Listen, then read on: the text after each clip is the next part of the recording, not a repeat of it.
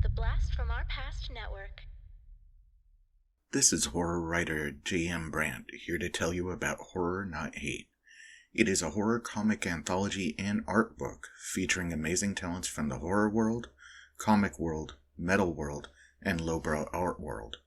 Our campaign is raising funds to benefit immigrant and LGBTQIA rights. Please follow our project while it is in pre-launch.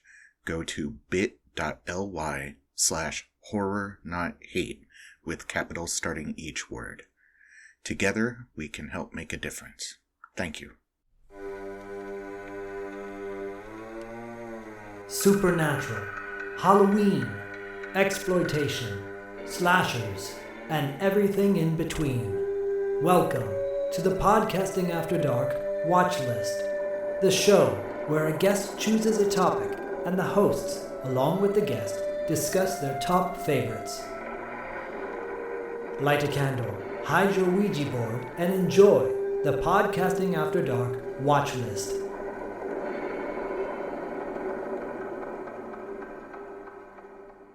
Ho, ho, ho, and welcome to the Podcasting After Dark Alternative Christmas Movie Watch List. I am your host, Santa Claus. You are the closest thing to Santa Claus you will ever get. Where's your hat, your Christmas hat? Dude, I should have a pad Christmas hat. Yeah. You should. Actually, it should be like a bra with like that you make. By the way, a year ago we were doing like 80s Kids Unite, and I was dressed up as Santa Claus, and I killed Dustin. I know. That's right. Little did I know, I literally, for real, yeah. I literally killed him because he didn't come back. He just rose from the dead, just like Jesus Christ. Pretty much. Yeah. Just like Jim Caviezel. Just like Jim Caviezel. That's right, Just guys like and the gals. Emperor. You're listening to the TV Obscura crew, but we are covering a watch list because, there's still so many Christmas stuff we could watch on TV Obscura, but, we're going to do a watch list this year, guys and gals, and we are going to talk about our top 3 favorite alternative Christmas movies. They don't have to necessarily take place on Christmas. They could be in a galaxy far, far away on an ice planet if you watch it every Christmas. It could be a horror movie that has snow in it, like The Thing, that you watch every Christmas. Or it could be just a random film that you have nostalgia for because you watch it every Christmas. These are our alternative movies that get us in the Christmas mood, whether they take place on Christmas or we just have nostalgia for them around Christmas time. But we will actually cover one more traditional film as well, because it's always fun to get that. But Zach, normally we try to cover a lot of Christmas movies on Podcasting After Dark during December, but we've decided to mix things up a little bit this month, and this will kind of actually be our only Christmas piece of content that we're covering, because what are we pretty much dedicating the rest of the month to if you did not listen to Wrap Up After Dark this month? Well, I was trying to think of the theme song. It was stuck in my head about 5 minutes ago, and then it just vanished because that's what happens when you get older, folks. And it was not Flight of the Valkyries, but it was, dun, dun, dun, dun, dun, dun, something like that. Dun, dun, dun, dun. The Toxic Avenger. We are covering the Toxic Avenger all month long on Podcasting After Dark. In fact, Corey and I just recorded an interview with the woman who created Toxic Avenger, not Toxie. They took the prosthetics and the look of the Toxic Avenger. Yeah, and by the way, she's kind of a trailblazer. Yeah, has done things that are pretty remarkable in this business. So Jennifer Aspinall, you're going to hear that interview later on sometime this month. And Toxic Avenger all month long, baby. New and old. Yeah, new and old. We're going to cover the remake because an idea that Zach and I have been bandying about for years now is we've been wanting to cover an original film, like, for example, Dawn of the Dead, and then cover the Dawn of the Dead remake in the same month. We just haven't had a chance to, but the stars aligned, and we figured with the release of the new Toxic Avenger, the remake, we were going to actually hook up with the Talking Back Boys, and it'll be a dual cast. We're going to all 4 of us, Tim and Dean and Zach and I, we're all going to discuss and review and discuss the comparisons between the original, of the new remake, the one with Peter Dinklage, and it'll drop on both Talking Back and Podcast After Dark's feeds at the same time. So, because of knowing that whole month is Toxic Avenger, and it's like a 5-week month or a 5-Monday month, I was like, I still want to get some Christmas, cheer in and everything, some Christmas vibes. Want to get the Christmas in, the Christmas, as Don Cheadle says in Boogie Nights. Yeah, exactly. I keep seeing him, by the way, when I'm down on the beach. Oh, really? Oh, Is he Santa Monica? Really weird. What Yeah, the in Santa hell? Monica. Yeah, I've seen him like 2 or 3 times. No shit. And every time it's like I have my sunglasses on, but he can tell I'm like kind of side looking at him, and him and his wife are walking. Anyway, Oh, I didn't know he the was. whole world didn't need to local know you that, but guys. it's just a really weird like. Be like, yo, War Machine, where's your robotic Yeah, no, legs? yeah. And actually, he's like way shorter than I like. Oh, he's thought tiny. he was. Yeah, but He's an Wow. actor. Yeah, aren't they all? Is he like Tom Cruise short? Yeah, almost. Yeah, he's pretty. Yeah, he's Oh. pretty. Yeah, He's another little guy. yeah. Who All was the other actors are little guy we tiny. were talking about? Someone we thought would be bigger, but they're a little. It was just Peter recently. Dinklage. Oh, my Fuck you. No, it was. I was just today editing the Maniac Cop 3 episode, and it's what's his name? The bad guy in that. Maniac Cop 3. He was also Rorschach in. Oh, Jackie Earl Haley. yeah. Jackie Earl Haley's yeah. tiny. Yeah. He's a tiny. little guy. He's a Yeah, little yeah, dude. Yeah. Bad Anyways, news bears. Christmas guys, Christmas movies. Christmas adjacent. Yeah, it's Christmas adjacent. Anyway, and by the way, if you don't know who this is, Corey, aka Sleazy C, joined with me is my 2 TV Obscura brothers from other mother, Zach the Total Second Schaefer, and Diallo the Armageddon Jackson. And Diallo, I want you to kick us off. We're all gonna we're gonna go around in a circle, one at a time, and kick us off with your more traditional Christmas movie that you like to watch around Christmas time or on Christmas Day. But let's all start off with our uber traditional ones. Okay. This is a surprise, by the way. None of us know any of this stuff. Yeah, no, I'm so excited. Yeah. I really like to watch Love Actually every year. And I always have this thing, for years I was like Die Hard's not a Christmas movie debate, whatever. And it's funny because people actually assume Love Actually is a Christmas movie, but I'm actually like, it's actually kind of not. But anyways, but it is, But I love Love Actually. I saw it in the theater. I got dragged into the theater to see it, but then I was like, oh my god, I really love this movie. So, yeah, that's my one that I don't watch it every year because sometimes it makes me feel lonely, but other times it's a really feel good movie. I feel really great by the end of it, and I like that it just has all textures of like love. It's not all just happy, so Doesn't it have a bow on the cover of the poster with the Yeah. DVD? yeah, it does. Because I'm like, yeah, I know maybe it's not a full-on Christmas movie, but I'm like, it's got a bow on it. No, I mean it definitely is like it's at Christmas. There's a song Christmas is all. I mean but it's funny because the theme isn't really actually like Christmas. Christmassy. Okay, yeah, okay, it's got about it. other stuff. But anyway, yeah, but that's my jam. I had a feeling that that's what you were going to bring to the table. When my mom was this is so horrible. When my mom was going through chemo, her fingers and her toes just started getting tingly and numb and everything. And I Jesus, would walk around Corey. saying, "She can feel it in her fingers. She can feel it in her toes." And it made her laugh. So you gotta have a little levity. Yeah, you do. My my going to hell. my second favorite traditional thing. I don't watch it very often, but since this is kind of dark since you brought up like chemo. But Yeah. the family Stone. I don't know if you've ever seen that. Oh movie. yeah, I haven't seen that Yeah, forever. I really love that movie. You brought up it's so weird. It's like cancer, but it's like. Yeah, Dude, I'll piggyback off your cancer, and there's I'll one raise called- you. I'll raise you. I'll to, raise you. Cancer. I'll raise you One True Thing, which is a cancer like Meryl Streep's dying of cancer, and Renee Zellweger's her mom or something. Kristen's like, that's one of my favorite movies of all time. I'm like, that's one of your favorite One True Thing? Okay, sure. Anyways, Zach, what's your more traditional Christmas movie? you know, It's really tricky because having a kid, Bodhi's 11 now, and so the Christmas tradition kind of revolves around him. It's see through a child's eyes. And so a lot of cartoons, and we've brought him up on the show, and I won't bring him up again. I may have brought this movie up before, but I'll bring it up again because it's become our new Christmas tradition. Does it have a number in the title? Yeah. I know. Yeah, I know it. I know what it is.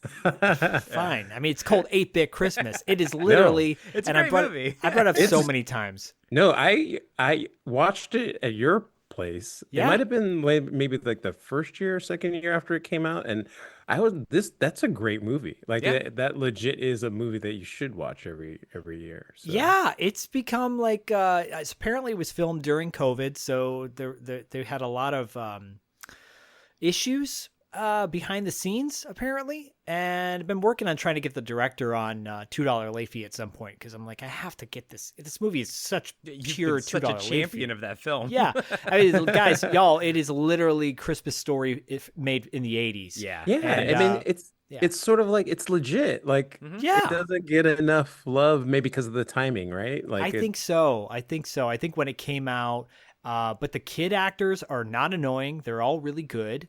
And it's got great supporting cast. Neil Patrick Harris is in it, and what's her face from How Did This Get Made? Paul Scheer's wife. Blanking on her name right now, but she's June Diane Raphael. Yeah, she's hilarious, and Steve Zahn's really funny. And again, the kids are fantastic, and the music's really good too. Like it really hits all the notes, and so yeah, that's our go-to. Pretty much start that one soon after Thanksgiving, and we watch it at least 2 or 3 times in the month of December. That's really cool. I love You know what? That movie is kind of going over in that same gap of time that the Christmas Carol did for like us in the 80s. Not Christmas Carol.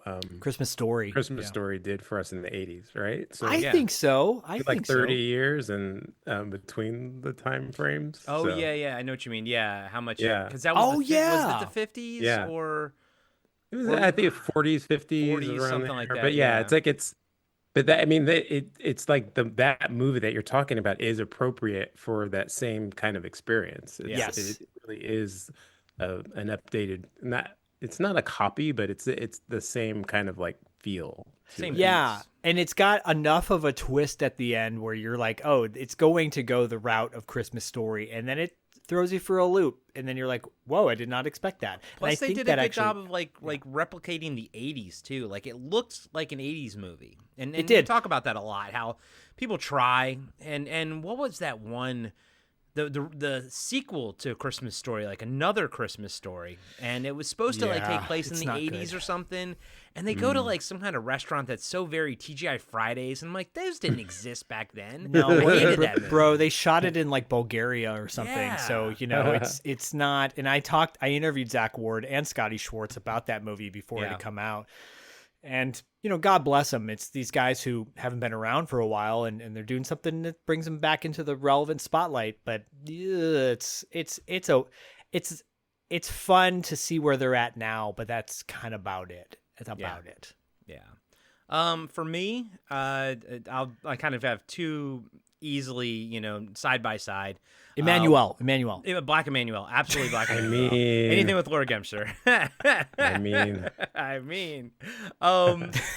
it's either White Christmas, that's racist, and I was about to say, of course yeah, it would no, be, I know. of course.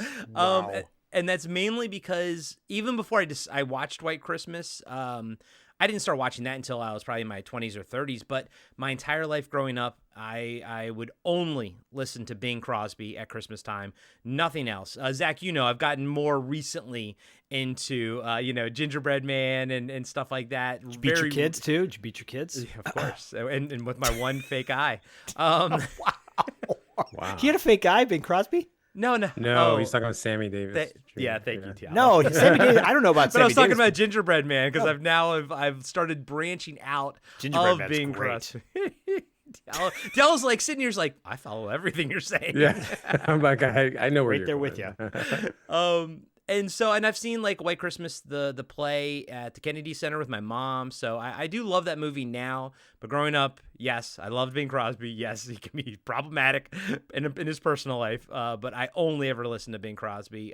But one that I pretty much loved my entire life is Muppets Christmas Carol. I watch that every Christmas.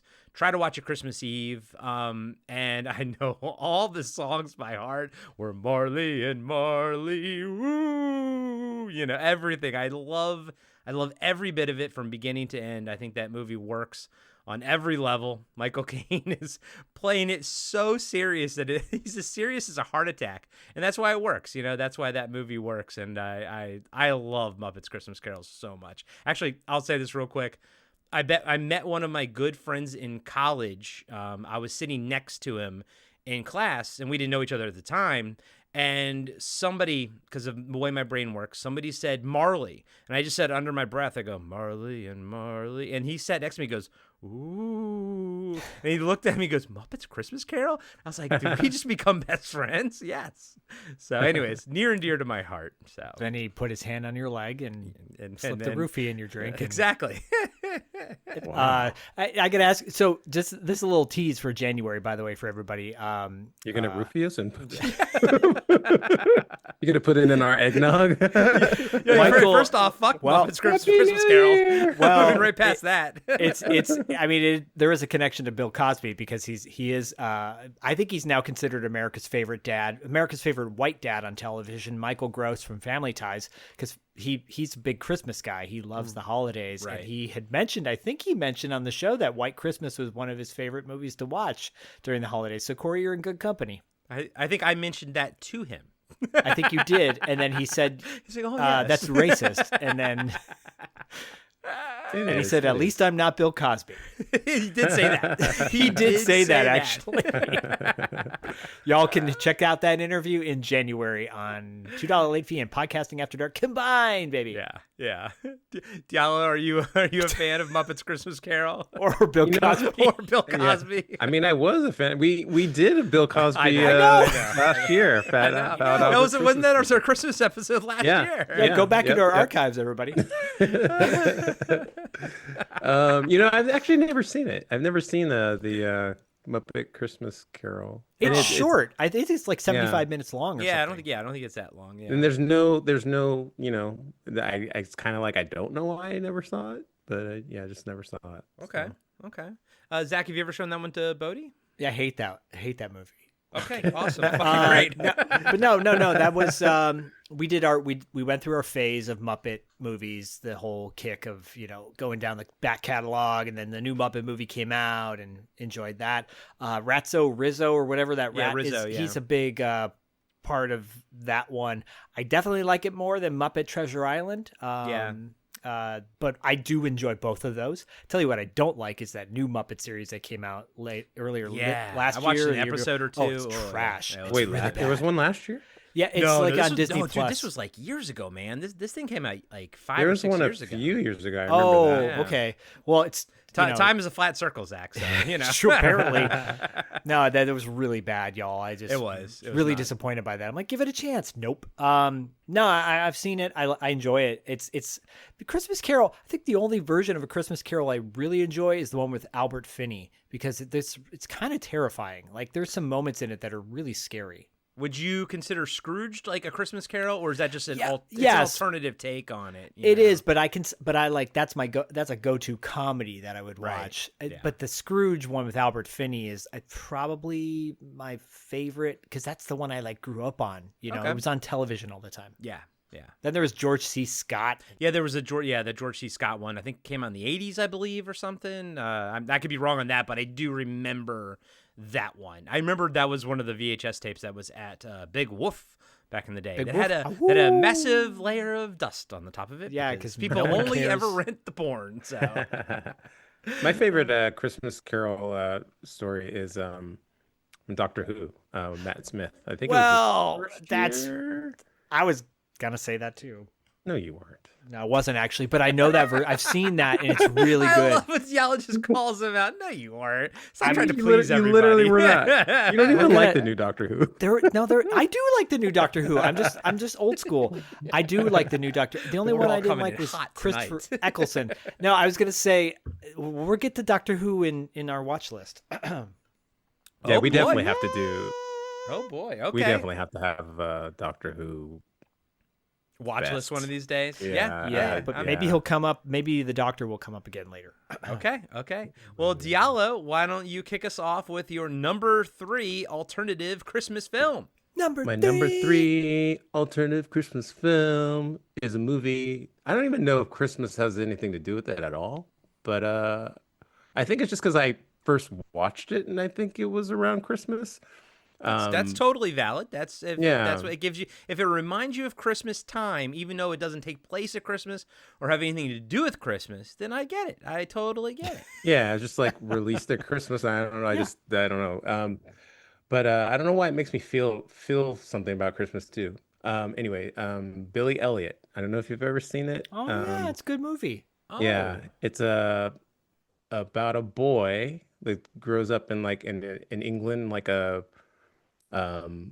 coal mining town, and all he wants to do is dance. Dance. But it's like I think it's like the 70s, and that's not really allowed. And so it's like a big back and forth between him. It's a power struggle between him and his father. It's a really good generational type story, very heartfelt. I love that movie so much. Not quite in my top 10, but I do love that movie very, very much. And I don't know why, Christmas time, it happens that, it's like, oh, I'm gonna watch this. Do you tend to like pop it on around Christmas time? Yeah, it's just because right, everything kind of slows down, and then I start watching stuff, and it's not like an intention, but there's like these like kind of like I don't know like comfort movies, Yeah. and it's like that pops up in a few others that it's like I'm gonna watch this. Nice. So, I totally get that. I totally get Yeah. that. yeah. I've never seen it, but I do remember when it came out. I think it was 2000, right? Is when it Yeah, came about out. 2000. Yeah. Yeah, nice. Zach, have you ever seen that one? I saw it when it came out on DVD or whatever. It's great. It's a classic film, and the kid who plays Billy Elliot, he went on to do a bunch of stuff. So Yeah, it's one of those like uplifting, motivational, positive movies. I love it. He was in Jumper. Oh yeah, I remember that. With was that Hayden Christensen? Was Hayden that? Christensen. Yeah. Yeah. That movie is an interesting concept. I only saw it once. Don't remember if I liked Is it or not. it based on the Third Eye Blind song? I think so. Yeah, I believe so. I wish you Yeah. would step out from that ledge, my friend. Zach, Sorry. were DVDs in 2000? When did DVDs Yeah, they came out in That's when, 1990. they were in the late 1998 90s. is when they came because I was Okay. working at Tower Records and Okay. I remember the shift. I remember the shift over. It was Remember there's so like a dramatic. big like they were trying to introduce DivX like right when DVDs Yeah, came out. and they were Circuit like, City was selling they were that like, shit. alrighty, let's try to like mine these people for more money right Yeah. out of the gate. Circuit City had DivX, I think, and then the Good Guys had the other one. It was like there were two rental ones that would you throw it in the trash when you after watching it 3 times. That's crazy. Yeah. What a bunch of Wait, is that what Well, you're they got- supposed to do? Like that's what it was designed? Oh, it wouldn't work anymore. It was Yeah. done. It was like you download the code to watch it or something like that from the machine. Yeah. Yeah. It was like because like DVDs came out and they were just like automatically we got to find a way to like to you know, monetize this. Yeah, to monetize perpetually. it. Yeah. Yeah. To subscribe. That's why we- Everything's that's why got to we be a live in hell. subscription. Yeah. Yeah, we live in hell because we could be living in a paradise, but everything needs to be like, oh, we got to make this worse For real. so that we can make more money. So, Yep. No, I agree. I agree. I Merry, totally agree. Merry Christmas. Merry Christmas, motherfucker. I wish you would jump off from that ledge. No, jump off. No, come back. Whatever. Who cares? Jesus. I'm gonna go with my number 3 is a movie that I know Zach loves because he loves the main actor in this movie. It's from 2005, Just Friends. Because I know Zach is a massive Ryan Reynolds fan. I hate that guy. I know you do. I was going to bring him up earlier when you were talking about heights of actors. He's tall. He's tall. Yeah, I saw him Yeah, he's one once, of the and taller ones. I was like, I expect every actor to be short. And I saw him, and I was like, wait a minute, that can't be him because it was like at an Albertsons. So it was Yeah. really Oh, weird. wow. Yeah. Look That's at you all. with your Well, celebrity he's sightings. Canadian. They make them taller up there than they do down here. This is to all our Canadian friends, because people are always like, all Canadians are nice. Not all Canadians are nice, by the way. Yeah, So- yeah, Lee, you're a terrible person, Lee. No, I'm just kidding. No, Lee, you're great. Just kidding. We love you, Lee. Diallo, Just Friends. Are you a fan? I've never seen it. You've never seen it. I never I've seen heard it it. either. Wait, was Well, I know was Amy, why you've was never Amy seen Smart it. in it? Amy Was Smart's Yeah, in it, Amy, yes. she was cool. Dude, it's funny. I've never seen it, but how did I know Amy Smart was in it? Because I'm in love with like, Amy her- Smart. That's I why. had too. I had a big crush on her, especially right around this time was like peak Amy Smart time. Also, mean, I guys, still do. I her still do. face is plastered on the front of the thing. Yeah, Him and of her, you know. Yeah. It's a great movie. Yeah. It takes place at Christmas time. It's funny as hell. Amy Smart's hot in it. Ryan Reynolds is funny. Fuck you, Zach. Go watch it, Diallo. That's why this is a watch list. Right. Diallo, what is your number 2? Wow, you totally didn't even ask me what my number 3 Yeah, was. it's like he's like Yeah, fuck screw off. you, screw Fuck you, off, Zach. Zach. No, you're number 3. Oh, did it go right to me? Did I mess Yeah. Merry up? Christmas, Zach. Merry Christmas, motherfucker. I was like, got oh, was I a like this. rock. Corey's shaking it up. He's shaking it like Vince McMahon. I'm shaking it up. I was going to go in order. I totally forgot. I don't know why. I don't care. Whatever, because I was third eye blinding you. I know. Zach, what's your number 3? Is that where third eye blind sounds like something in the Urban Dictionary? You know, I just got third eye blinded. Okay, so this is all out of order. But I this one often comes up on whenever I bring it up. People always go, "Oh yeah," like they forgot about this one. It's not a direct Christmas movie, but there's snow. There is a Christmas moment in it. The mom in it dresses up like a frickin' reindeer at one point. So does the dad. Better Off Dead with John Cusack. And Better Off Dead is romantic comedy. Savage Steve Holland. Diane Franklin, who's been on, well, she's been on every single podcast, Yeah. but she's been on our show a couple times, and $2 late fee. It's just one of those movies that it's like, it's quintessential 80s. It's one of my favorite all-time 80s movies, and it's got a Christmas scene in it, you know, and it's a film that literally every time it comes on, I stop what I'm doing and I just continue to watch it. And because it's so wacky and it's so like harmless, you know, it deals with like really dark shit, like committing suicide and you know, possible death off a mountain, but it's so silly and you know, Curtis Armstrong like snorting snow because he can't get like drugs for real is amazing. It's got a claymation in it and it's got a little bit of Christmas, but it's all one of those movies that literally every winter I always just get like nostalgic about it. Nice. Better Off Dead. I haven't seen that in so long. It's been like very high on my to rewatch list. I have seen it a few times when I was younger, but then I haven't seen it like in 35 years or something. But Myra and I did hang out at a bar with Diane Franklin, and she talked at us for about an hour and a half. Talked at you. And I gave her like multiple opportunities to go, to not like leave us alone, but like, you want to go back and talk to the cast that you were in the movie with and everything, right? She's like, no, I'll just keep talking to you guys. And Myra and I just like stood there, and it was, she's a wonderful woman, and it was so sweet. It was fatiguing. It was draining, unfortunately. Anyways, that's my Diane Franklin story. Diallo, have you ever seen Better Off Dead, Better Off Diallo? Dead? No. I'm gonna guess no. No, I've never seen it. No. Are you serious? It's I don't get out very much. I see a lot. you know, I've never it's seen it. I'm not even joking. Oh, you got it's. Well, maybe we could watch Just Friends and Better Off Dead together. Yeah, Oh, back to yeah. back. Oof. We could hold each other as we listen to Third Eye Blind. Sorry. Oh, Zach, does the whole movie take place around Christmas, or is it over?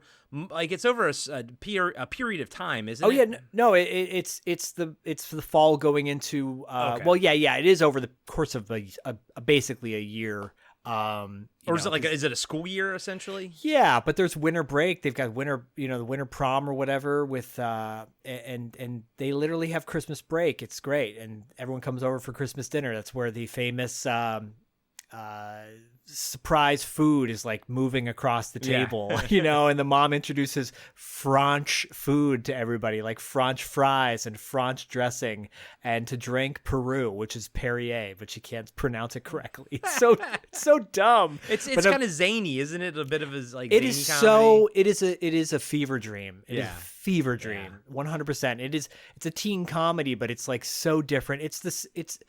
I put it in the same category as Real Genius, where you're like, okay, it fits that traditional teen comedy, but no, it doesn't. It goes in a different direction. And at the end of it, you're like, this is so different. And the soundtrack is phenomenal. That's not a John Hughes movie, right? No. No, it's Savage Steve Holland, who Okay. also did One Crazy Summer. And then he kind of fell off the map a little bit. He did a movie called How I Got Into College, which wasn't that great. I haven't seen it since the theater, but I remember it not being so good.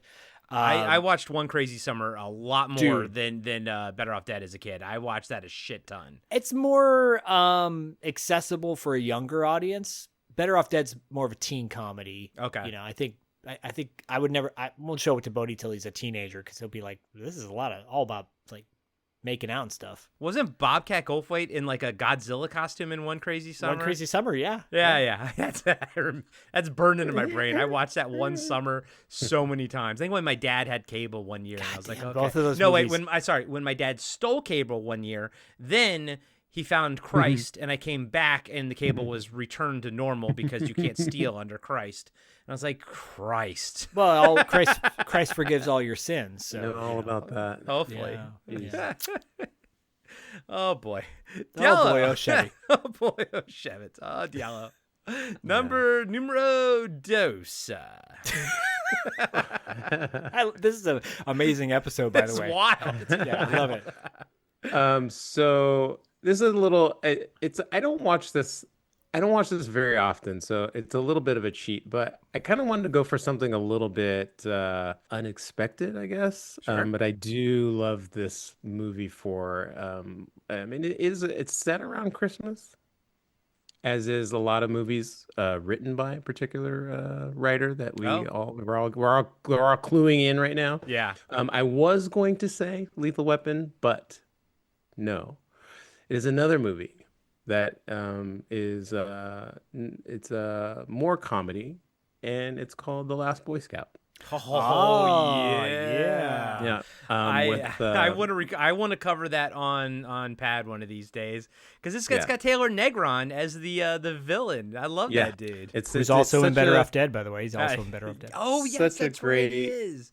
Halle Berry. That was one of her first bigger Yes, roles. yeah. If she wasn't in the whole thing, but Yeah. Oh, Zach, real quick. Nothing But Trouble. Taylor Negron is in that way. He's like, "And your pickle flicking train," and jumps out the window. Fucking love that dude. Big rips to Taylor Negron. Sorry, Diallo. Great movie. I fucking love that movie.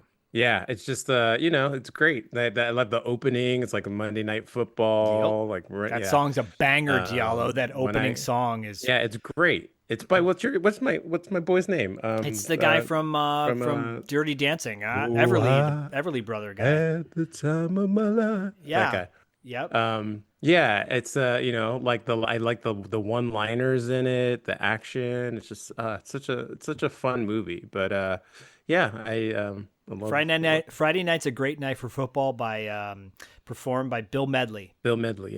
Yeah. When this is over, I'm gonna dance a jig. Bruce Willis. Yeah. Yeah.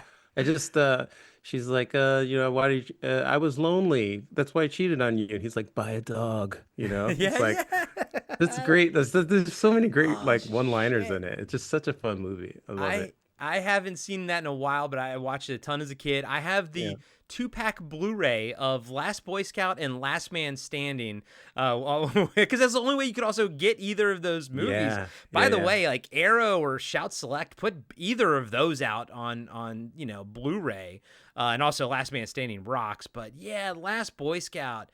Oh, Diallo, yeah, you just like unlocked like core joy inside of me with that one. This is what I'm here for. That's That's the whole point of this show. By the way, we interviewed Chelsea Field way back when. yeah. She talked a little bit about that. Yeah. She's hot, by the way. She was so hot in that. And I was like, Oh hell yeah! Oh hell! And yeah, Scott Bakula. and I'm glad. God bless ya. God, I hate that guy. And Diallo, I'm glad you What? didn't bring up like I Lethal love Weapon Scott Bakula. because we That's my covered it. boy. And like, and I'm not gonna bring up Silent Night, Deadly Night. And I'm not gonna bring up Black Christmas Sunshine? because we've already talked about them. You know, so I was Blue trying to do Sunshine? other things. Zach, I hear you. I hear you. Is this thing on? Hey. Hey guys. Hey guys. Hey guys. Hey, you already skipped over me once. I just want to make sure you don't skip over me again. All right, so now for my number 2. No, I'm just kidding. Yeah, no. I want you to go. No, no, you've already, no, fuck you. Fuck you. you've already done that. But yeah, Chelsea Field, awesome. I have never been a fan of Scott Bakula. Hot take, never been a fan of him my entire life. I do not like Quantum Leap, and I do not like him as a captain of an Enterprise. So. You're all Quantum allowed Leap to is be one a of my ro- all-time favorite. Like, I TV know it shows. is. Necessary Roughness. You've never seen Necessary Roughness. He's great Seeing in that. Who cares? Yes, Who cares? dude. I love Diallo. him, Diallo. and I love You've it seen so that. much that I would actually punch you, Corey, if you did that to me in my face. Yeah, Scott Bakula is great. Lord of Illusions. He's great in that. That's the one outlier. Kind of like how Demolition Man's the one outlier to the Sylvester Stallone comedy that I like. Yeah. Lord of Illusions is the outlier to my Scott Bakula. I mean, you're enjoyment. allowed. I don't like Ryan Reynolds, so there you go. There you go. All right, my number 2. Yeah, go ahead. Yeah, here we go. Oh, by the way, I love Last Boy Scout, if I didn't say it already. And I really, before you get your number 2, I saw it in the theater. I didn't think I really liked it that much in the theater. Maybe it was the company I was with at the time. I don't know. And then I rewatched it again. Like, it's a beautiful thing about getting older. I think you tend to appreciate these things more, because I watched it like 10 or 15 years later, and I was like, well, why didn't I watch this more often back in the day? So, yeah, Last Boy Scout's fantastic. It's definitely an underrated or forgotten Shane Black movie, I think. And also forgotten Bruce Willis movie. Yeah, Because he's... that was one of the worst. Tony Scott was the director, right? Yeah. I'm not sure. Yeah, it was. It has that Tony Scott look to it. But It was Tony Scott. Yeah. That was one of the first movies that Bruce Willis started playing like a burnout, like because in Moonlighting he was snappy and jokey, Right. and even in the first Die Hard. But then, the Last Boy Scout was when he started just being kind of like yeah, and that's kind of what he was for the rest of his acting career, in Right. like almost anything he was in. Yeah, Like, start I'm taking getting a too old turn. for this, and my brain is starting to give out on me, essentially. Yeah.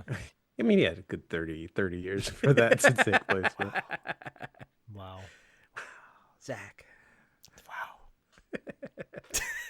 What a time. What a time. What a time. What a time. What a time to be Sad alive. Theorizing that one can time travel in his own lifetime, There you Dr. go. Sam Beckett stepped into the quantum leap Yeah, accelerator. so anyways, my number 2 is Scott Bakula Fest. Oh, go ahead. Corey, what's your number 2? What's your number 2? Flush. Swear to me. Actually, it's close. So I love Batman in the Snow, and I'm gonna go with Batman Returns, 1992. I think that's another one that got a bad rap back in the day, and when it first came out, and I think people are starting to appreciate it more now. But the visual of Gotham in the snow, Batman in the snow, it's been done in the comics and everything, but rarely in the movies. Because in Batman, not Returns, what's the last one? Batman Lives? Batman sucks. Dark Knight Rises. Dark Oh. Knight. Sack. Calm your tits, Zach. Batman's nipples. I know in Dark Knight Rises there was some snow at the end, but it wasn't enough. I want it to cover the ground, baby. I want him just to be up to his ankles in snow, baby. So Batman Returns. I'm gonna go with Diallo. What you think? Fuck you, Zach. Sure. I don't care. You're I'm about to thinking about curse Scott me out. Bakula. You're about to curse me out too, Corey. Yeah. I don't like that movie. I've never liked that movie, but I've always said that it's a Christmas movie. Like, Yeah. it definitely has that aesthetic. The giant penguins at the end just killed me. I just couldn't do it. Just couldn't do it. But one thing I did like about it more than the first movie was that it had more action, and I did and appreciate it for Michelle that. Pfeiffer in a skin tight. Yeah. But that was It's but like- it's a legit pick. It's a legit pick. Like, it's one of those things where it's like, story wise, I'll always go with Batman '89. I like that as a better movie. Batman Returns for me is more of a vibe. I'll put it on and get that vibe. Zach. I haven't seen it since the theater. Okay. And I remember enjoying it. You know, these are like, what do they call them? Tentpole films or whatever. Like, Yeah, yeah. But so I remember the energy behind it. Going to Century Theaters and waiting in line for, an hour to go into the movies because we didn't have assigned seating back then. Yeah, Y'all remember yeah. that? Like, Dude, remember the rush when you get inside the theater Yeah. and you have to rush to find a seat because there were people literally running to seats to save them for their crew. Yeah. That's what it was like back then. So I do remember seeing it. I remember like kind of being blown away aesthetically because it was over the top. It was so bombastic. And versus, even like even bigger than the first one, but I haven't seen it since. So, but I've heard that it's a Christmas movie, and I love Christopher Walken. I do remember Christopher Walken and going, oh, that's cool. He's in this. And I he's really like fun. that because this was a time when we couldn't look up movies ahead of time to see who the cast is. And it was kind of a surprise. So yeah, that alone. And it's Michael Keaton and I love Michael Keaton. So Have There you you go. shown Bodhi Batman 89 yet? he's not a huge, no, I haven't. Okay, okay.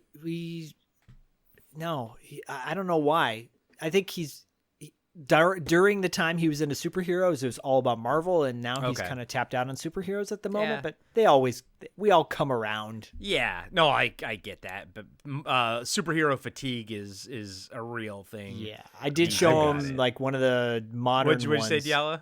I said I've got it. I Yeah, don't yeah, want to see very much anymore. so.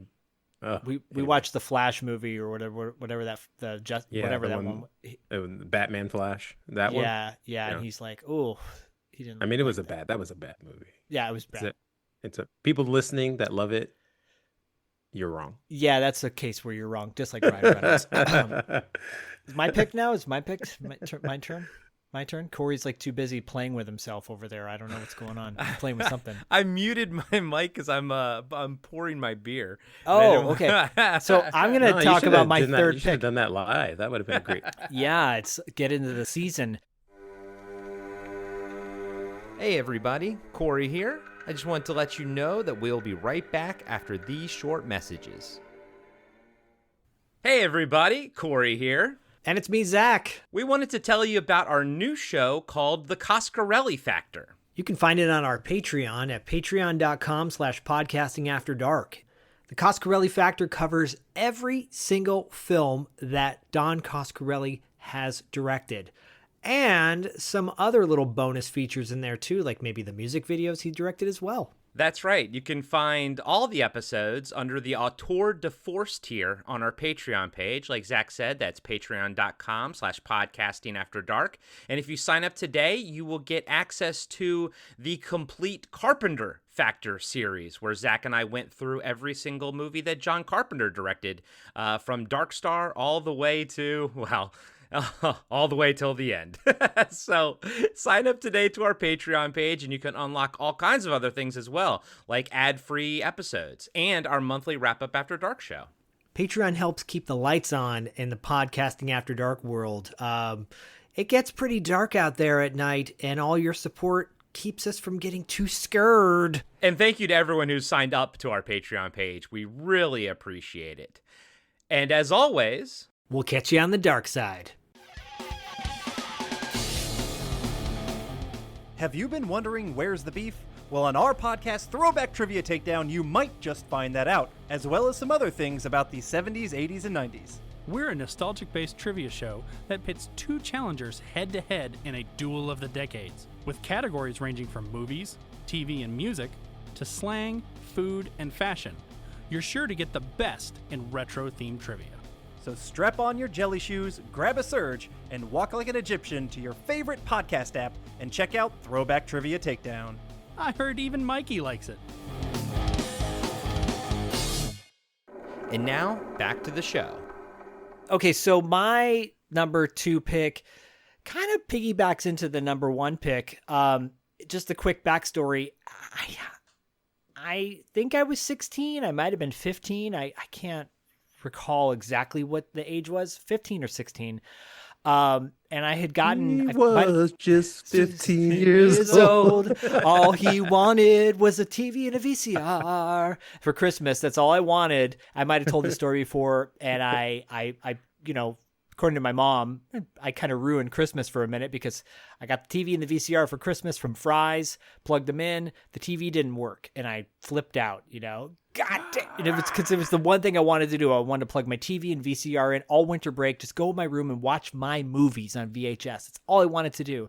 Because like we're all cinephiles here. I went to Suncoast Video and bought the movies and like to have a film that I love so much.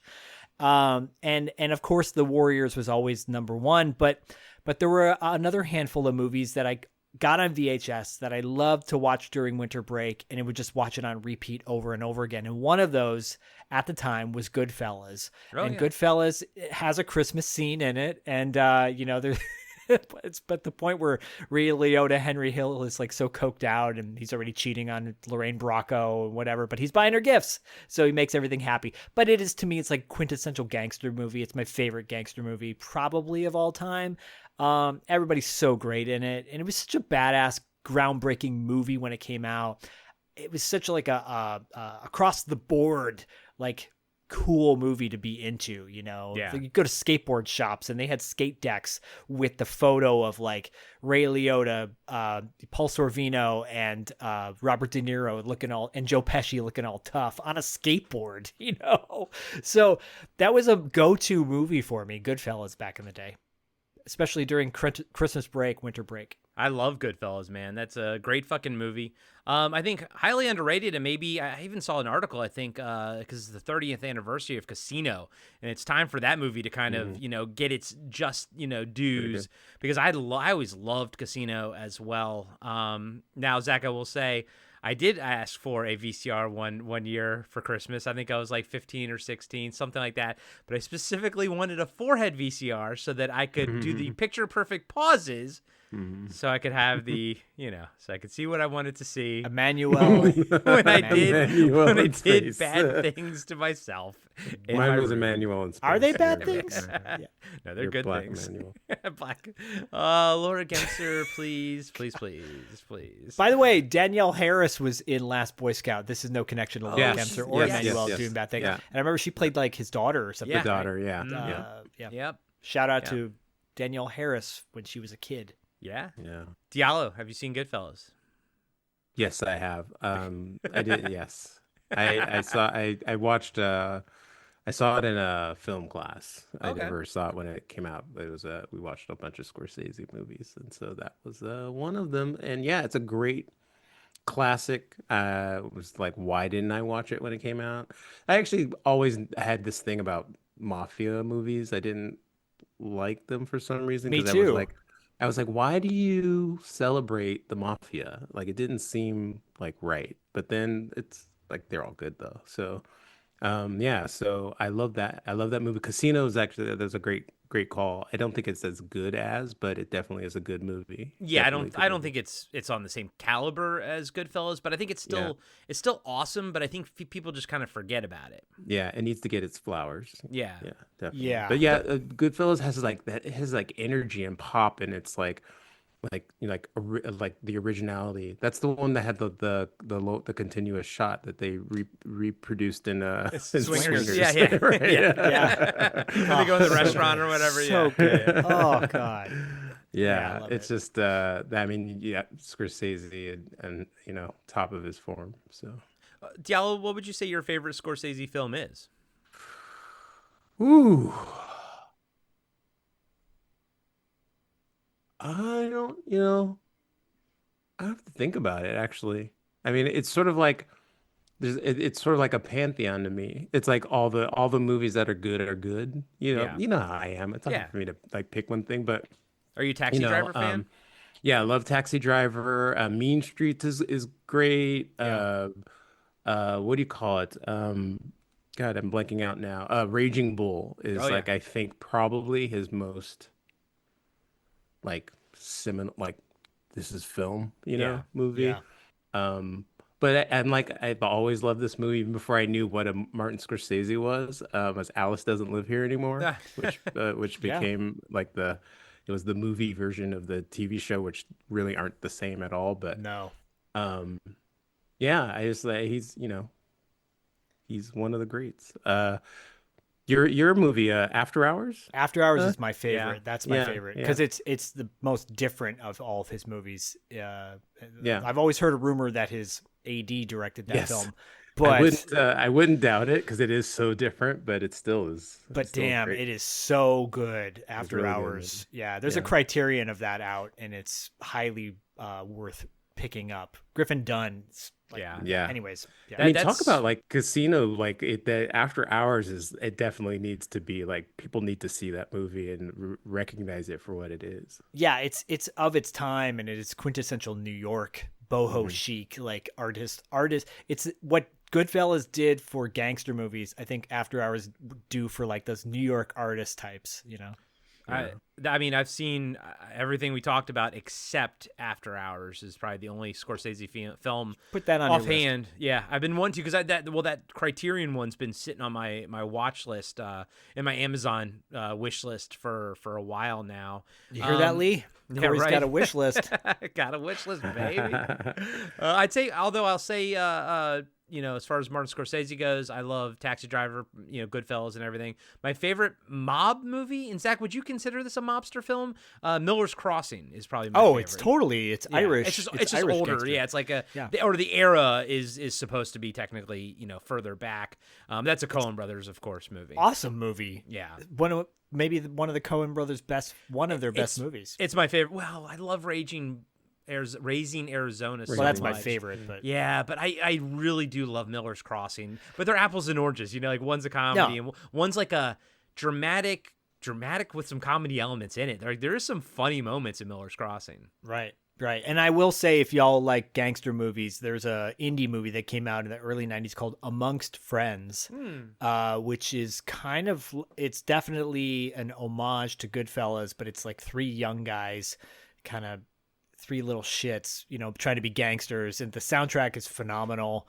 Amongst King of New Friends. York, bro. King of New York's another King of gangster New York's movie that I fucking Abel love. Ferrara, yeah. Yeah, Anyways. yeah. We covered that so long ago. Hey, guys and gals, we should do a gangster movie watch list. Clearly, we have a lot to say about that. Is there a Ryan Reynolds movie with as a gangster? Or Probably. It's Scott probably awesome. Bakula as It's a probably gangster? awesome. That's probably terrible. Scott Bakula as a gangster or a cop, like battling gangsters, would be badass. It'd be so good. It'd be Sure. so good. So good.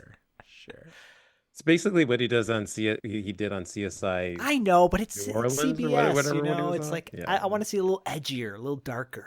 I do Yeah. like the fact Chelsea Field, our interview of Chelsea Field, is the only time my dad actually cared because he watched, I guess, CSI in New Orleans or whatever she was on, and that was the only time he was like, "Oh, you're interviewing her." I'm like, They did a movie together that you can find on basic cable at my night. dad and Chelsea Field, Yep. hot. It's yeah. Was there a fluffer involved? Scott Bakula, Chelsea Field. Look it up. Diallo, are we on your number one? Yeah, Zach, we're at did I number skip- one Zach, now. did I skip you at all? No, I already gave you. My number one, it's a little bit of a cheat, but because it's not one movie, actually, it is a part of a trilogy. Okay. And Phantom Menace? Empire Yes. Strikes Back. yes, actually, it was the Phantom Menace. I don't know why. What's this Empire Strikes Back you talk about? I've what's never heard that? of it before. I am a diehard Jar Jar fan. You're a diehard prequel fan. Yeah, diehard. He's a fan. frequel. He's a frequel fan. He's a I have a really good friend that he's much younger, so he grew up in the prequel era, and Yeah. we have talks all the time about he loves the prequels, and I'm like, it's terrible, but he's had me, especially since the sequels came out, I've come around a little bit. Yeah, Just it a makes little the bit. prequels look a lot better, A doesn't little it? bit on the prequels. Yeah. I say at least the prequels had a story. Like Right. I disagree with the execution of it, but it had a story. Yeah. Anyway, I took completely off track. My pantheon of movies, which ends with what I think is one of the greatest movies ever made, is the Lord of the Rings series, and I Yeah. will watch that almost every Christmas when I Okay. actually get a chance to. And I try to watch them all the same day. And if I can't, sometimes I want to save Return of the King for like the next day, just because I want to have that feeling of like passage of time between the movies a little bit. But yeah, and, came out in Christmas, and so I Yeah. have that. I think I have that association more so for the Fellowship, because I just really remember when the Fellowship of the Ring came out, and like right around Christmas, and Harry Potter I think came around out about the same time. But yeah, I just I mean, what is there to say or not about Lord of the Rings? It's and like I said, I think Return of the King to me is like the greatest movie ever made. I'm not saying it's the best, but in terms of just like cinema and like sets and it's big and the music and everything like comes together, it's like this is why movies kind of thing. Right. So yeah. Yeah, I was never a big sword and sorcery fan, but I do love those movies. But more so, Diallo, do you remember the PS2 games that they had? Those like sort of Yeah, action yeah, fighting I games that really were loved them. They were kind they of from above, sort yeah, of ish, yeah, or yeah, something, kind yeah, of, yeah, they yeah, a were little really good. isometric. They were good. Like they were one of the Yeah. few good like licensed video games Hmm. made, and I actually I have kind of like. And they made one for like each movie, and I bought all three of Yeah. them, and I loved playing them because you were also playing like it was supposed to be taking place at the same time as the movie. You're not like replaying the movie, but you're like playing characters that are right next to the main characters, and I thought that Hmm. was just so cool. I almost have more nostalgia for those games now. I do love the Lord of the Rings trilogy, and I can see like a series that came out at Christmas time. Of course, you're gonna like it's gonna bring back those Christmas feels, and I know a lot of people like to try to watch all of them in one sitting. Do you Hmm. prefer the extended cuts or the theatrical cuts? The what cuts? The extended What's cuts? the theatrical? What is that? I've never heard of this. I mean, actually, I've seen them because I saw them first when I was in the movie theater. But I think the last time I saw the theatrical cuts was like the first time I saw. I Right. only It's watched it's the it's extended been the cuts. extended cuts ever Yeah. since. Yeah. I've watched it every time I watch the extended, over the years, it'd be like I remember, oh, this is the added stuff, but I've watched the extended cuts so much now that it's starting to like I can't remember what was Right. added. But yeah, and I would argue that Return of the King should have included more scenes that they actually ended up cutting because I it's like it can't be long enough. But yeah, I just love those movies like to death. Zach, has Bodie seen those? Oh yeah, so Okay. I mean, everyone probably knows by now the D&D in our house is like that's Life. that's D&D life. is Yeah, life. Bodie reads the Dungeon and Dragons, the current Dungeon Master's Guide like the Bible. Like he wakes up in the morning and that's his go-to. He cracks open the book and I see him on the couch reading it while I'm making breakfast. During COVID, when we first got COVID, we watched all three movies, the theatrical cut initially. And then we watched them again, theatrical cut, when he got like kind of back into D&D. He like 5 years old, watched the theatrical cut. Then he was 6, we watched him again.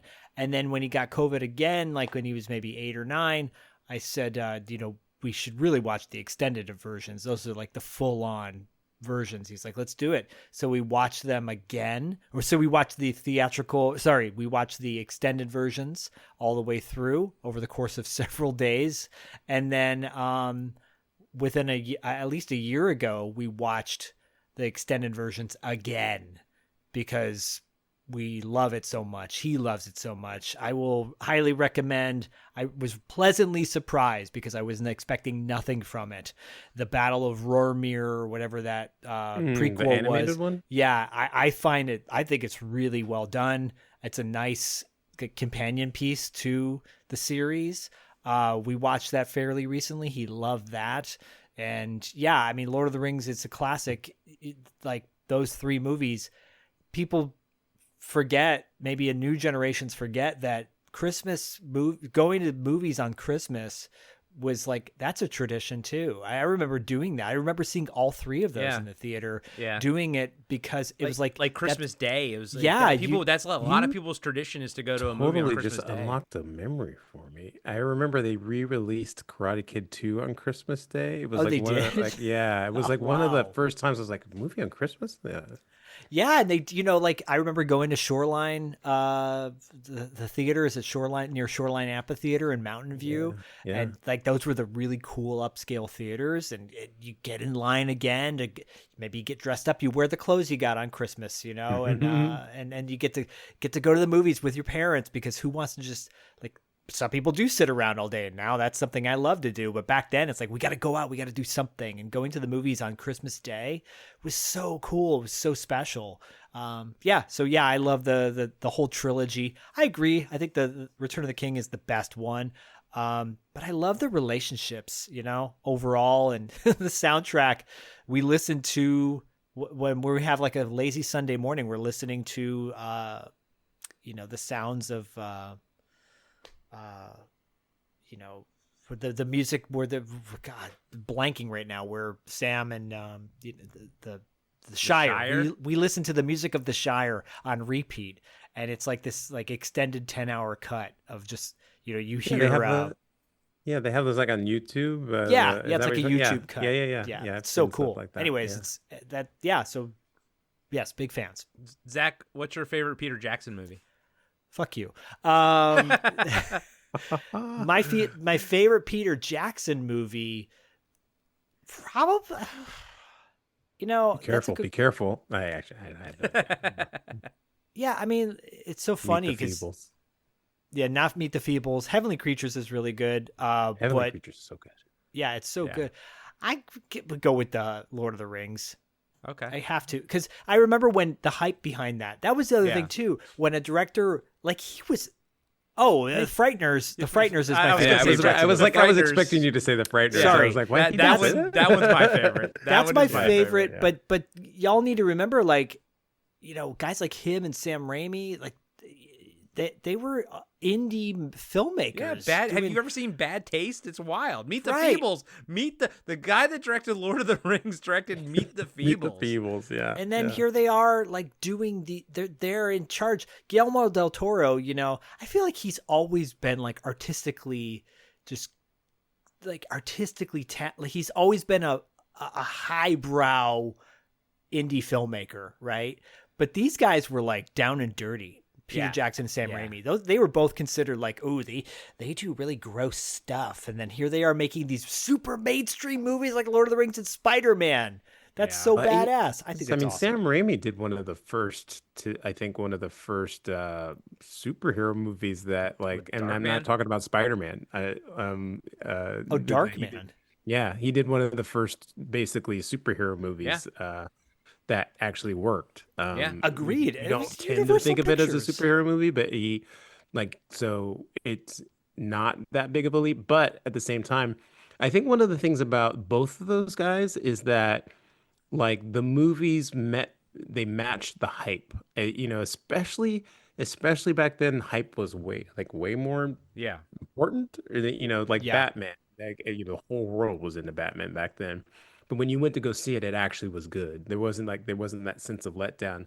And I think that's like when I first saw the Fellowship of the Ring, I was like, well, this is actually really good. It wasn't just like, Like when I saw The Hobbit, I was like, what is this? I know. I've only ever seen the first Hobbit. I never actually like finished it. I will say I've watched all three without it having that like ultra real, and it looks better.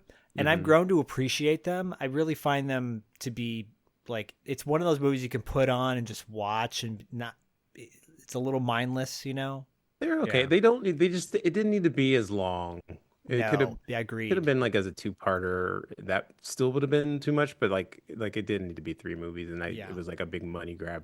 I saw this whole documentary about like why it was. But anyway, let's talk about greatness. Let's talk about but yes, like Sam Raimi getting the gig to do Spider-Man, like that wasn't as big of a leap. And then like Frighteners actually another, like, we're talking about movies that need to get their flowers. That's a movie that needs to get its flowers. Big But that was time. like a really solid, like, A-level movie that never really got the hype. But that's proof that he, even though the genre is completely, the tone is completely different, but the story is there, like the look is there. It's like Yeah. it's so good. It is. And Michael J. Fox is great in it too. So He's like good in it. kind of an Looks- yeah, asshole. looks It's like cool. so different. Yeah, it's my favorite looking Michael J. Fox. Kind of like how like Predator's my favorite looking Arnold. Like I have like Yeah. a favorite looking version. Yeah. I like that one. So yeah, I think you're. Yeah, I think Frighteners deserves its due. So all right, I'll let you go last, Zach, because that's thanks. that's the way it's all been dictated. And I'll give you all. I always come last. I know you do, baby. I know you do. That's why we love you. That's why your wife loves you. That's why so- we're married. My She doesn't listen to this show. No, so. she doesn't. She doesn't care. There was the moment I saw this movie, it became an instant classic for me. It came out in 2010. Free It's a- Guy by Ryan Reynolds. It's a Finnish. It's like a horror, a little bit of horror, a little bit of fantasy, healthy dose of comedy to it. It's called Rare Exports. It was made in Finland. It's the director of Sisu. Now he's getting like all this acclaim because of Sisu and both of those. The main guy in Sisu, like the main protagonist, is in Rare Exports. He also made another movie called Big Game with Samuel L. Jackson, who plays the president. Oh, he made that? That movie's fun. Yep, that movie's a lot of fun. A lot of people in that movie, Zach, are also in Rare Exports. But basically, a mining operation uncovers the tomb of Santa Claus, and all kinds of crazy shit happens around this like village. And there's a lot of fantasy elements to it, and a lot of like taking from like old Santa Claus culture, and there's Krampus stuff in it and everything. But the way it's executed, it's amazing on a low budget, and it's well done. And I don't want to spoil anything, but it's one of those movies where it all comes together in the end, and it's very, I want to say it's humorous, but like there's still like horrific elements to it, and there's still like danger and everything to it, but it's like adventure, horror. There's like a scene where there's 100 running naked Santas through the snow, with their dinguses all hanging out and everything. I know, baby, I know. Ho ho It's ho! wild. It is wild. I'm assuming neither of you guys have seen it. Never heard of it. Never I'm looking at it even now, heard of and I'm actually. Oh, never mind.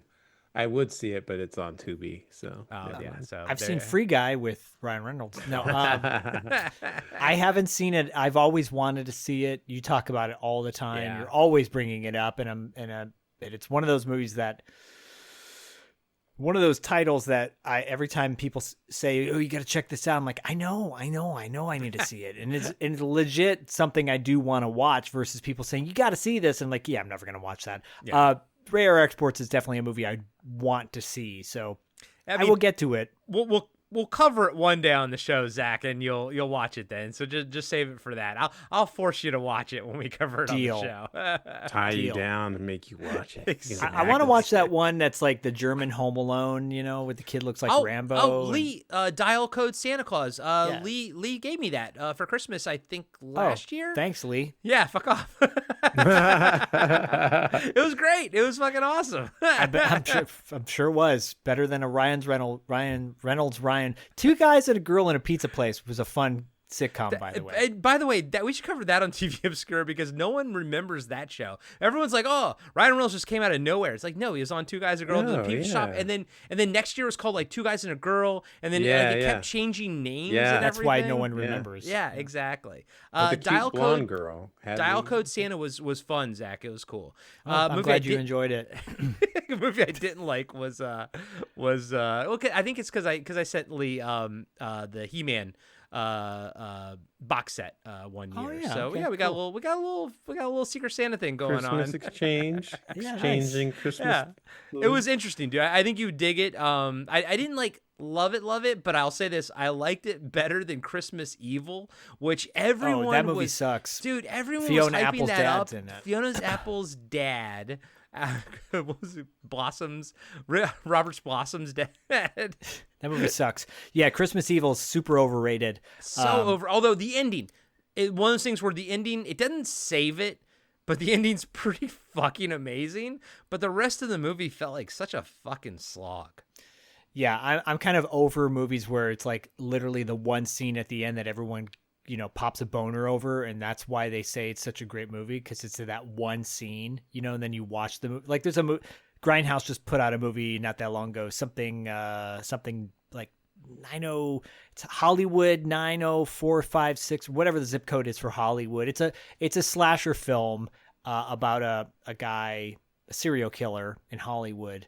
And the movie is trash. It really is. I've seen it, so I can say that. Are you talking about The Usual Suspects? Is that what you're talking Right. about? Yeah, anything with Bryan Singer.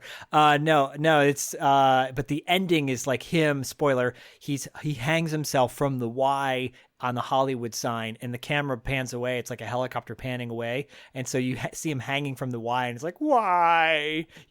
That's like the big statement. And it's a really amazing scene at the end, but you're like, this movie was terrible. But I had to sit through an hour and a half to get to this 1 minute at the end. Yeah. Anyways, that's how I felt about Christmas Evil, although I did like the ending. Zach, what is your number one movie that Lee did not send you? Well, while you and Lee are sitting by the warm side of the door, and that's you one all of my know you all know our feelings about warm side of the door. I was gonna look. Silent Night, Deadly Night was going to be on my list, but because this is an alternative list, and because we're doing things outside the box, Diallo saying Billy Madison, not Billy Madison, Billy Elliot. Billy Madison. Halloween, Rob Zombie's Halloween is my favorite Christmas movie. No, Rob Zombie's Halloween 2. I started going, I started really thinking back to, the most nostalgic times of my life. And as all of us, I'm latchkey kid raised in front of the TV, and something that was consistent whether we had a VCR or not was like KQED in the Bay Area, because it was free. It was the best signal to come in on your TV, and it always had BBC programming on there. And then when we did get a VCR, and I was able to ask for VHS tapes for Christmas and get my own VHS tapes, the first ones I got were Doctor Who, as a kid. So Doctor Who was that was like a holiday Christmas tradition, winter break, being home for 2 weeks straight, watching the same things over and over. What did I watch over and over again? Was Doctor Who over and over again. And two particular episodes of Doctor Who stand out to me, and I'll just call out the one that I think is the most mainstream of it.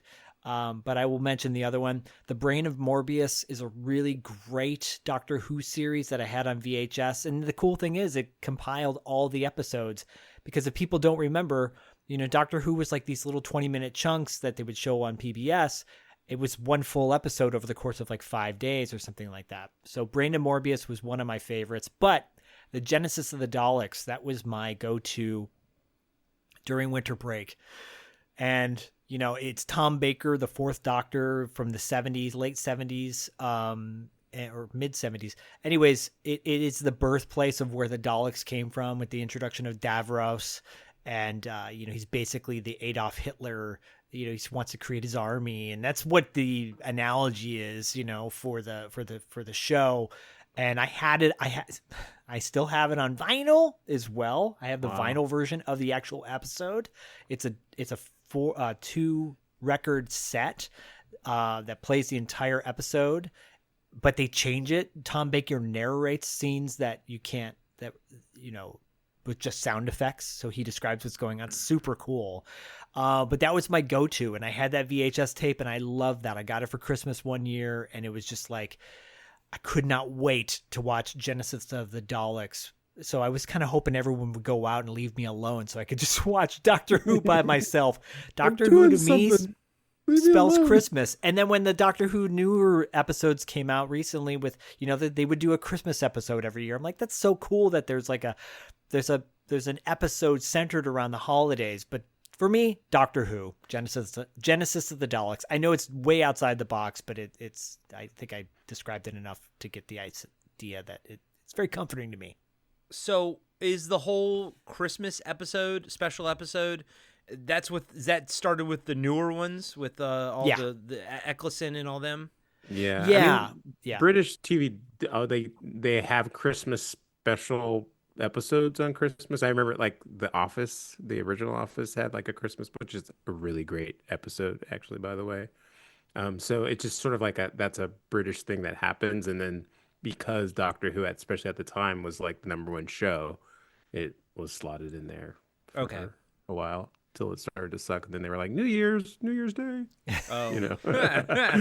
There's something about like so many of those episodes, the old ones were like shot on the moors in Ireland or Scotland or whatever. So it's all very cold looking, chilly. Well, I was gonna say that I remember like all the scenes with Sarah Jane like out there outside. They're kind of Christmassy because I remember it being like kind of bleak and just desolate. And it's like there is a Christmas element to it when she was out on the surface.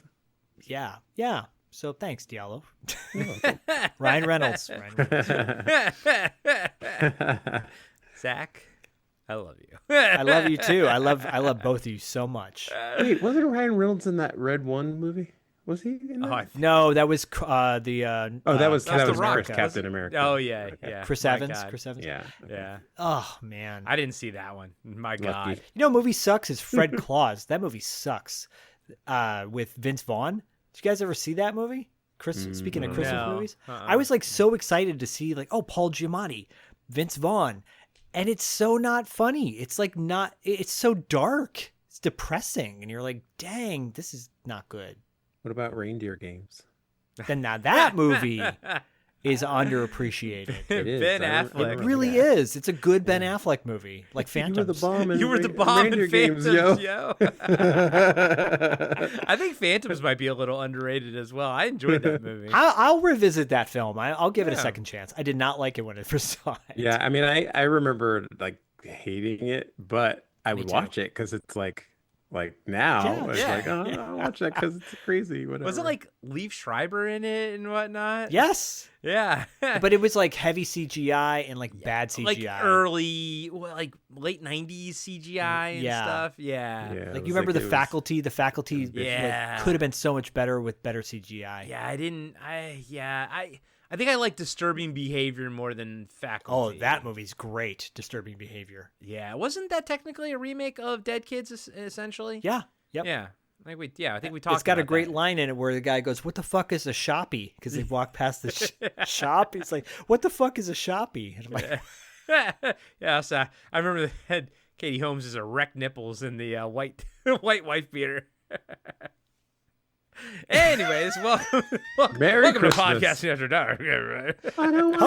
ho ho. Poor James Vanderbeek. Oh boy. Yeah. Oh God. Oh, Way to bring it down, bro. Oh boy.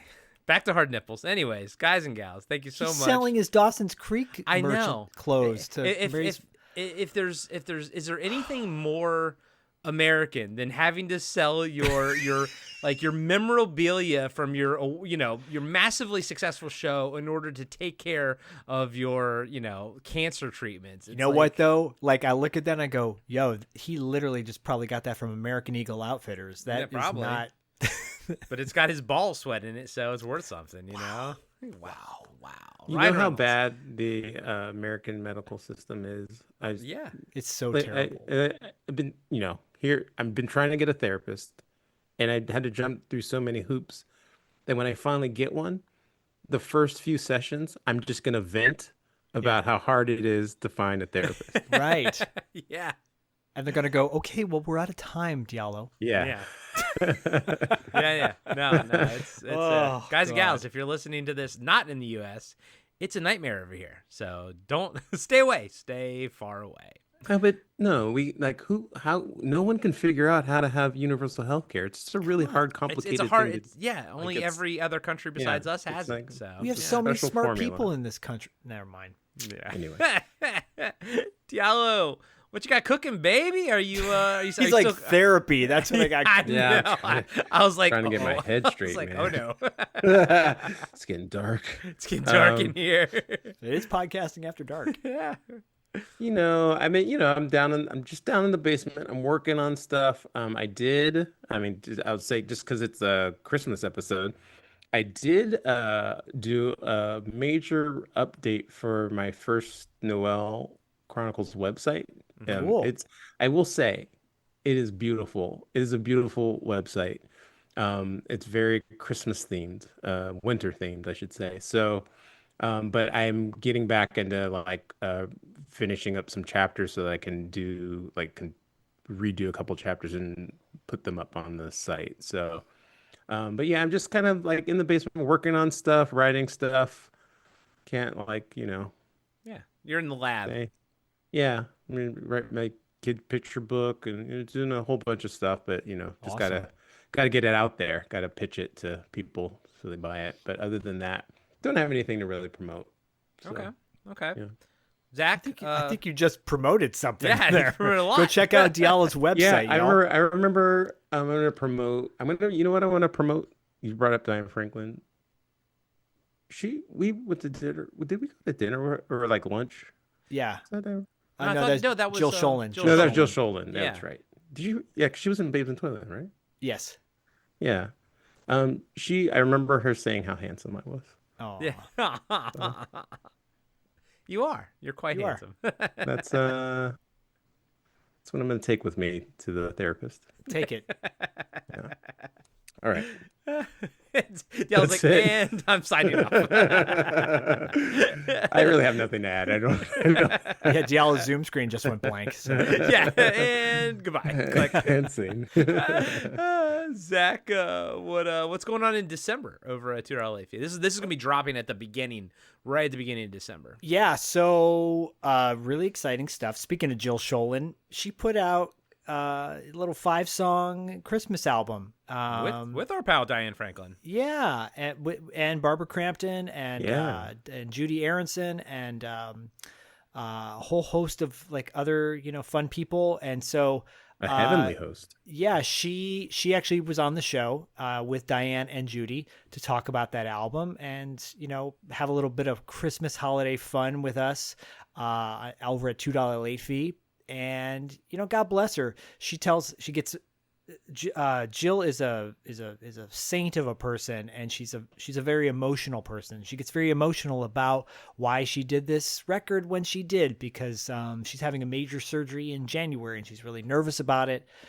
And she's like, I got to do this now.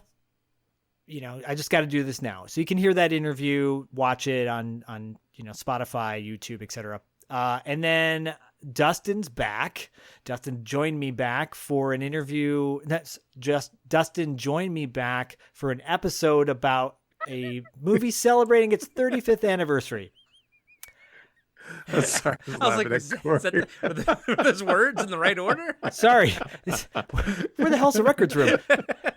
Y'all hey, Dustin's back. He joined me for King of the Kickboxers. It is not a martial art. It is not a Christmas holiday. There's no holiday stuff in there at all. However, I do say this on the episode, and I'll say it again. Watching martial art movies was also a comfort thing during winter break. And like King of Kickboxers, if y'all have never seen it, go watch it now. It's free on YouTube. It is Never even heard of it. amazing. Dude, it's amazing. It's basically, people are like, oh, it's a kickboxer ripoff. It's not. It's so much more than that. It is tremendous. When did it come out? What year? 1990. It's celebrating its 35th Okay. anniversary. Okay. And then the flip to that is I have an upcoming interview with the star of that movie, Lauren Avedon, who was also in No Retreat, No Surrender 2 and 3, and a movie called LA Street Fighter. If you want a movie that's like, what the hell am I watching?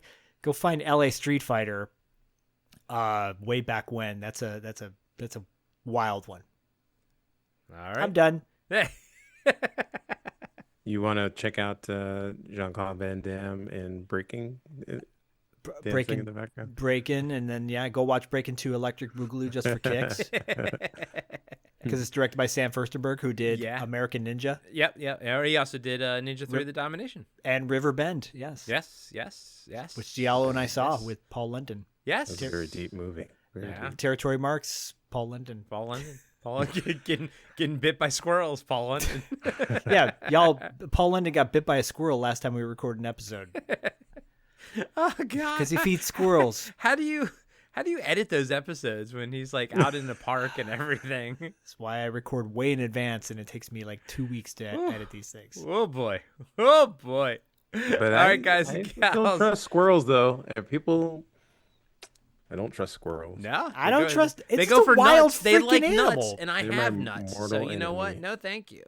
No, thank you. You know I what? have 2 very big balls, 2 very big nuts. You know where those squirrels don't live? On the warm side of the door. This is one of the wildest TV It episodes is. ever. I love it. I love every moment I of it. do too. I do too. You know what, Diallo? I'm gonna go watch Last Boy Scout, my man. No, you're not. You're watching Emmanuel. I'm gonna go watch Black Emmanuel, my man. My I got wife said Trader Joe's tonight. My box set is right there, guys. It's right there. He's gonna wear his mask from Nightbreed while he's like, It doesn't fit my gigantic head anymore, my man. All right, happy holidays, Merry Christmas, everybody, and as always, Diallo, my man. Catch you on the obscure side.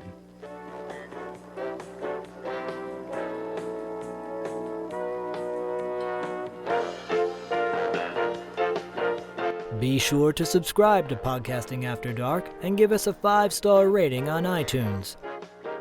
Support Podcasting After Dark on Patreon.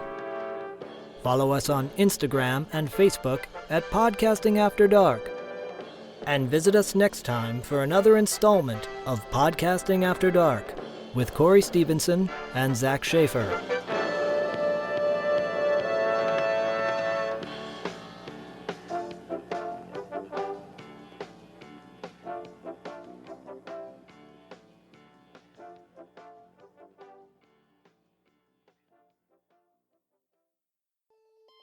Hello, my name is Anna, and if you're into scary stories and creepy real-life happenings, then I think you will love my podcast. Let me tell you a scary story. Join me every week as I read to you stories of the paranormal that actually happen to ordinary people. These are things that can't be explained and don't always make much sense, and they are sure to intrigue and to give you the shivers. So join me on your favorite podcast listening platform and let me tell you a scary story.